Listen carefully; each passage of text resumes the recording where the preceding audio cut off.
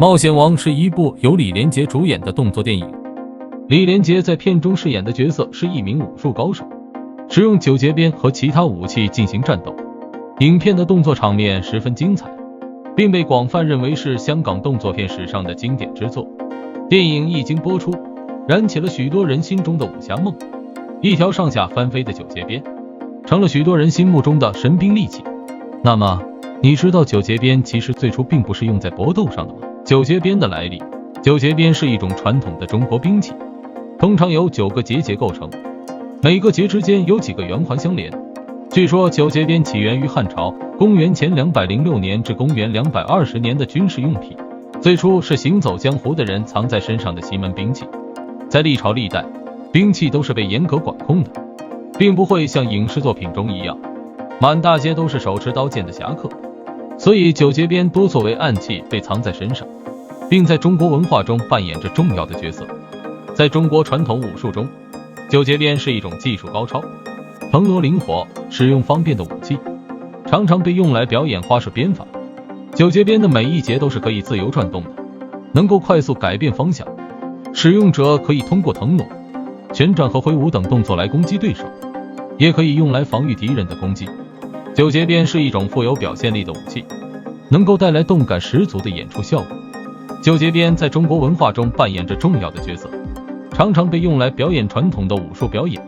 庆典仪式和民间舞蹈。九节鞭的威力怎么样？九节鞭是一种很考验技术性的武器，使用者需要具备较高的技术水平才能使用得好。九节鞭的威力主要取决于使用者的技术水平和力量，以及九节鞭的设计和制作。九节鞭的每一节都可以自由转动，能够快速改变方向，使用者可以通过腾挪、旋转和挥舞等动作来攻击对手。由于通体是软连接，鞭节也是金属制成，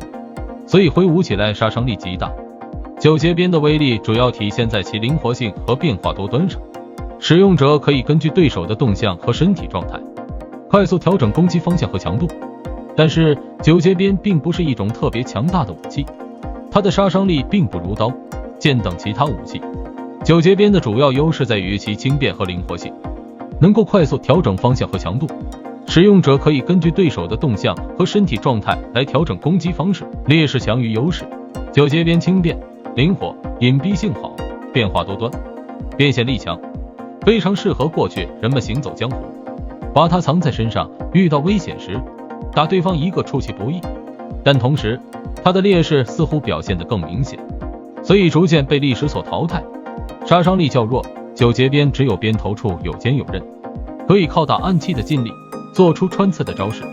但毕竟整体都是钝器，放在人人身穿铠甲的战场上，基本没有一点用武之地。它的杀伤力并不如刀、剑等其他武器来得直接，